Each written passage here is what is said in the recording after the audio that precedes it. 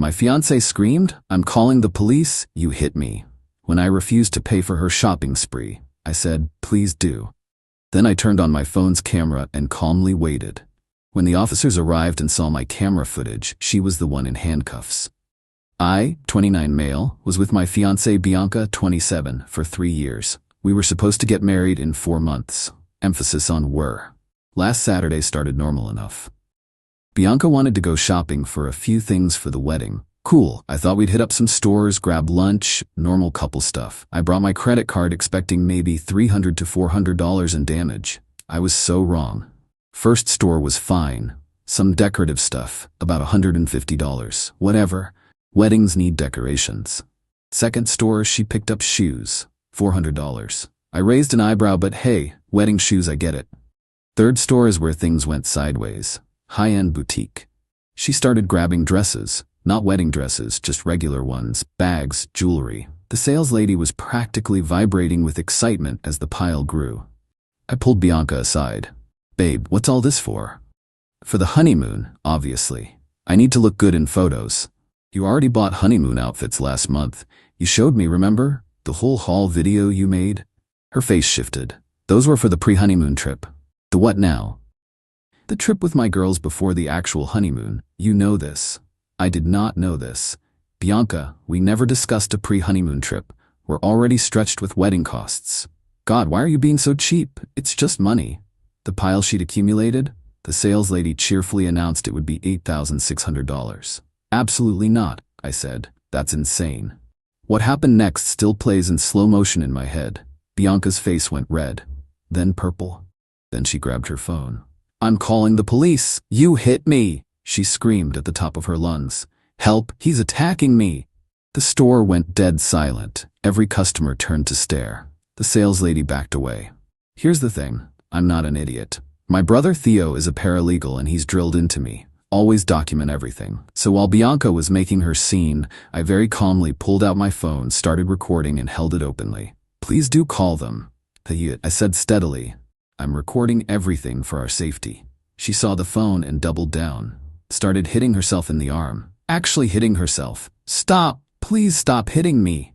I kept recording. Didn't move. Didn't speak. Just stood there like a statue holding my phone. The timestamp would show I hadn't moved in 2 minutes. The sales lady had already called security. 2 guards showed up, saw her hitting herself while I stood 5 feet away recording, and one actually said, "Ma'am, please stop hitting yourself." He made me do this. The police arrived 12 minutes later. 2 officers. They separated us immediately. I showed them my video. 8 minutes of footage. You could see me standing completely still while she screamed, hit herself, and even at one point threw a shoe at me, which I sidestepped. The male officer watching the video just sighed. The female officer came back from talking to Bianca and pulled him aside. I heard her say, "She says he deleted the evidence of him hitting her." How do you delete evidence while continuously recording for 8 minutes? They reviewed the boutique's security footage. You could see the exact moment I said no to the purchase, her face changing, and her starting the performance. At no point was I within arm's reach of her until she threw the shoe. That's when Bianca switched tactics. "I'm having a panic attack." He triggered my PTSD. "Ma'am, you just told us he physically assaulted you." "Which is it?" She started crying. Not sad crying, angry crying. "You don't understand. He's abusive. He controls all the money." "Ma'am, is it your money or his? We're getting married. It's our money." "But right now, whose name is on the account?" Silence. They took statements from everyone. The sales lady, 2 customers, security guards. Everyone's story matched mine, not hers. One customer actually said she went crazy when he wouldn't buy her stuff. The officers came back to me. "Sir, would you like to press charges for false reporting and assault?" Bianca's jaw dropped. "Assault? He's the one who—" "Ma'am, we have you on camera throwing an object at him. That's assault." I said yes, I'd press charges. She was arrested on the spot. In the middle of the boutique, the sales lady had to awkwardly put all the items back while Bianca was led out in handcuffs screaming that I'd ruined her life. The best part? A customer got the arrest on video. I know because it ended up in our local community Facebook group by that evening. Update 1. Holy crap, this exploded. To answer questions, yes, I ended the engagement immediately. No, we didn't live together, thank God. Yes, I have a lawyer. So Bianca got out on bail Sunday morning. Her mom Marlene paid it. By Sunday afternoon I had 62 missed calls, 148 texts, ranging from baby please to I'll destroy you, 18 voicemails, her mom at my apartment door, her best friend Jocelyn blowing up my social media.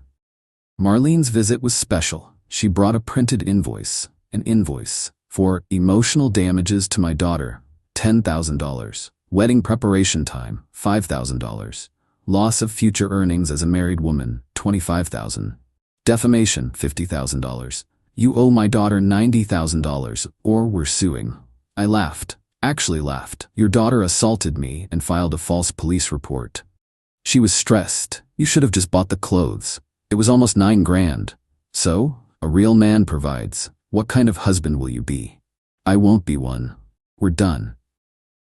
She went nuclear, started screaming about how I was probably gay anyway and her daughter deserved better. And I was lucky she even looked at me. I started recording again, learned my lesson. Ma'am, please leave or I'll call the police. Call them.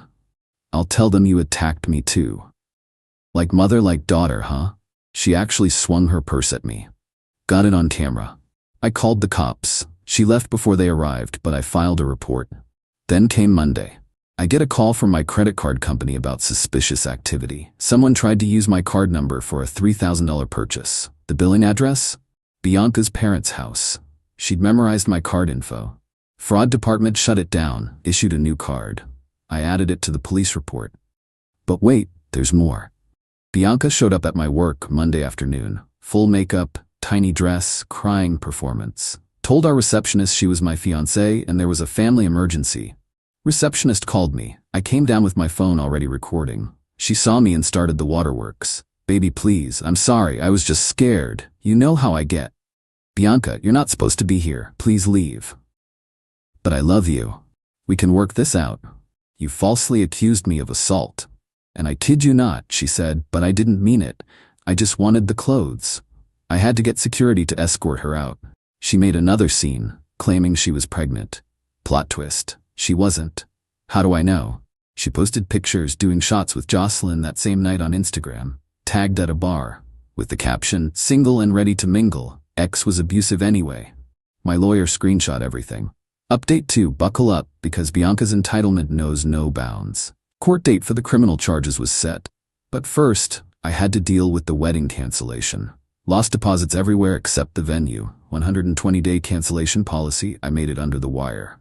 Bianca had the audacity to text me asking for her half of the deposits back. Her half of deposits I paid. For a wedding she torpedoed because she wanted a shopping spree. I ignored it. She escalated. Tuesday, she contacted every vendor pretending to be me, using a fake email similar to mine, trying to get refunds sent to her account. The florist called me confused because you had sent bank info that didn't match previous payments. I warned all vendors and they blacklisted her. Wednesday, she had Jocelyn call my employer claiming I was harassing a domestic violence victim. My boss called me in. I showed him everything, including the police report where she was charged. He banned both of them from the premises and offered me his lawyer's contact. Thursday was special. I get a call from my apartment complex. Someone reported that I was dealing drugs from my unit. The anonymous caller said I had pounds of cocaine hidden there. They had to investigate due to policy. Management, maintenance, and a courtesy officer checked my place. Obviously found nothing because I don't even smoke weed. The manager pulled me aside after. Between you and me, the caller sounded like a young woman trying to disguise her voice. She specifically insisted we check inside your bedroom closet ceiling tile. Oddly specific for an anonymous tip. Added to the harassment documentation. Friday, Bianca's mom, Marlene, started a GoFundMe. Help my daughter rebuild after domestic violence. She included the boutique arrest video, but edited to start right when police were cuffing Bianca. Made it look like she was randomly arrested while shopping. It raised $400 before people who were actually there started commenting with the truth. Someone posted my video, the full one. GoFundMe shut it down for fraud. Saturday morning, 7 a.m., loud banging on my door. Not knocking, banging. It's Bianca, Marlene, and some dude I don't recognize. I don't open the door, just speak through it. You need to leave. Now. Open up, we need to talk like adults. Marlene, I'm calling the police. The dude starts yelling that he's Bianca's cousin Anthony and I need to be a man and face him. Threatens to handle this the street way. I call 911, put it on speaker so they can hear the threats. Anthony must have realized because they all scattered before cops arrived. But my doorbell camera got everything, including Anthony's license plate. Cops took another report. Told me to get a restraining order. Already in progress. Update 3 court day arrived. I thought Bianca would show up looking presentable.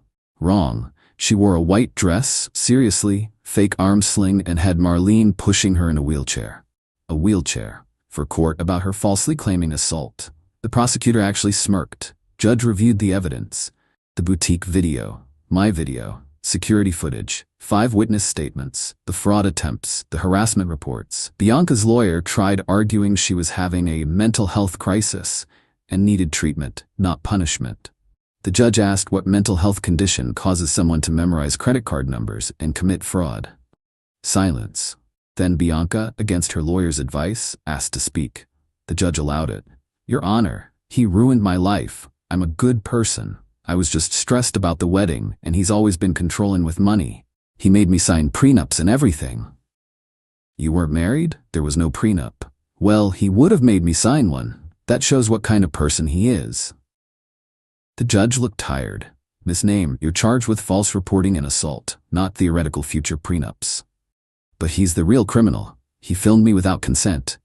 In a public store, that's legal. He's stalking me. He showed up at his workplace and home multiple times after being arrested. She started crying. Loud, theatrical wailing. Marlene joined in. They had to take a recess. When we reconvened, the verdict, guilty on both charges. Sentenced to 200 hours community service.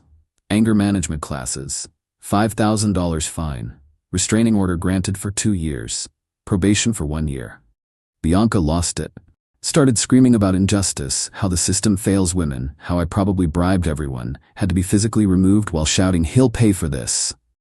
But it wasn't over. 2 days later, I get a call from a number I don't recognize. It's Jocelyn, crying. I need you to know I had nothing to do with what's about to happen. What? Bianca and Anthony are planning something. I don't know what, but she said you'll be sorry by tomorrow. I'm done with her, she's lost it. I thanked her, called my lawyer, and installed extra cameras. Good thing too. That night at 3 a.m., my cameras caught Anthony and 2 other guys approaching my car with baseball bats. They saw the cameras and ran, license plates visible. Sent straight to police. Anthony was arrested next morning. Turns out he was on probation for assault. This violated it. He's looking at actual prison time. Bianca was arrested for conspiracy since they had texts of her promising to pay him to handle me. Final update. This is it. The conclusion to this insane saga. Bianca's second arrest broke something in Marlene. She went from enabling to full accomplice. Started calling my family, my extended family, my coworkers from numbers she found online. The messages were unhinged. Your son destroyed my baby. I hope you all get what you deserve. Watch your backs. She made the fatal mistake of calling my employer's corporate office claiming I embezzled money. That triggered an internal investigation. When they found nothing but discovered she'd made false accusations, they pressed charges for harassment and defamation. Marlene was arrested at her work, at an elementary school where she was a secretary. She was fired immediately. Meanwhile, Bianca, out on bail again, daddy's money this time, decided her only option was to find a new victim. Boyfriend, to pay for her lifestyle. She met Derek on a dating app, told him I was her abusive ex who was obsessed with her. Derek, being a decent guy, wanted to protect her. She convinced him to confront me. He showed up at my gym ready to defend her honor. You need to leave Bianca alone, man. Dude, there's a restraining order. She can't come near me. That's not what she said. She said you got a fake one to control her. I pulled up the court records on my phone. Showed him everything, the videos, the arrests, the charges. His face went from angry to confused to horrified. She said you hit her. Did she mention she's facing charges for false reporting? She said those were dropped. Brother, she's been lying to you. Derek left, blocked her immediately. Then sent me screenshots of their conversations. She'd been trying to get him to buy her a car because her abusive ex stole hers. She never owned a car. She'd been using Marlene's. The final court date arrived for the conspiracy charges. Bianca showed up in another white dress. Girl had a theme, this time with a neck brace added to the sling. The judge was the same one from before. He looked at her getup and just shook his head. Evidence was presented. The camera's footage. Anthony's texts with Bianca. Venmo transactions showing she'd sent him money with the note for handling the problem. Her lawyer tried arguing entrapment. The judge asked how I entrapped her into hiring someone to destroy my property. No answer. Verdict: guilty. Conspiracy to commit vandalism. Violation of restraining order. New sentence: 90 days in jail, 3 years probation, $15,000 in fines and restitution. Extended restraining order for 5 years. Mandatory psychological evaluation. She screamed that I'd won, and she hoped I was happy ruining lives. The judge added 30 days for contempt. Marlene was convicted of harassment and got probation and fines. Lost her job, reputation, and apparently her husband finally left her after 30 years of this behavior. Anthony got 18 months in prison for probation violation and conspiracy. Last week, I got a message from Bianca's dad. Not threatening, just sad. Apologizing. Said he'd been enabling them for years and regretted it. His wife and daughter had destroyed their family's reputation in town. He's filing for divorce and moving. As for me, I'm in therapy dealing with the trauma of false accusations. Started dating a woman from my climbing gym who thinks the whole story is absolutely bonkers, her words. She actually asked to see the videos on our third date just to confirm I wasn't making it up. The boutique? They sent me a gift card for $500 for The Trouble and banned Bianca for life. They have her photo at the register. Found out through the grapevine that Bianca's now working at a car rental place and living with Jocelyn's ex-roommate. Jocelyn cut her off completely. She apparently tells everyone I'm a narcissist who destroyed her life over nothing. The security footage from the boutique says otherwise. To everyone asking if I regret not just buying the clothes, are you insane? It was never about clothes. It was about control. Today it's $8,600 in clothes. Tomorrow it's a car. Next week it's invest in my MLM. There's no end with people like this. My only regret? Not seeing the red flags earlier. Like when she made a scene at a restaurant because they wouldn't accept her expired coupon. Or when she tried to get a refund on a dress she'd clearly worn. Or when she said her ex was crazy and controlling for not co-signing a loan for her. Hindsight's 20/20 though. Thought I was done updating, but this deserved a final note. Bianca served her 120 days, reduced for good behavior. Apparently she wasn't good enough for the full reduction. First thing she did when she got out, created a TikTok about being a survivor of financial abuse. It got 50 views before someone commented with a link to the news article about her arrest. She deleted it. But here's the karma. Remember Derek, the guy she tried to manipulate? He started dating Jocelyn. They actually reached out to thank me because they never would have met if not for this drama. They're happy. Good for them. Marlene lost her house in the divorce, had to move in with her sister 3 states away. Bianca couldn't follow because of probation. She's stuck here, working minimum wage, living with roommates who apparently can't stand her. She tried to get a job at 3 different high-end retailers. All of them Googled her. All of them said no. The boutique incident video? Someone made it into a meme. It's not viral or anything, but it circulates in local Facebook groups whenever someone mentions crazy customer stories. She's become a local cautionary tale. My therapist says I handled everything remarkably well for someone who'd never dealt with this level of manipulation before. The camera saved me. Documentation saved me. Staying calm saved me. To anyone dealing with someone like this, document everything. Don't engage. Don't argue. Just record, report, and remove yourself. And if someone shows you who they are, believe them the first time. I'm closing this chapter. New city, new job, new girlfriend who's actually sane. Life's good. Cool, cool.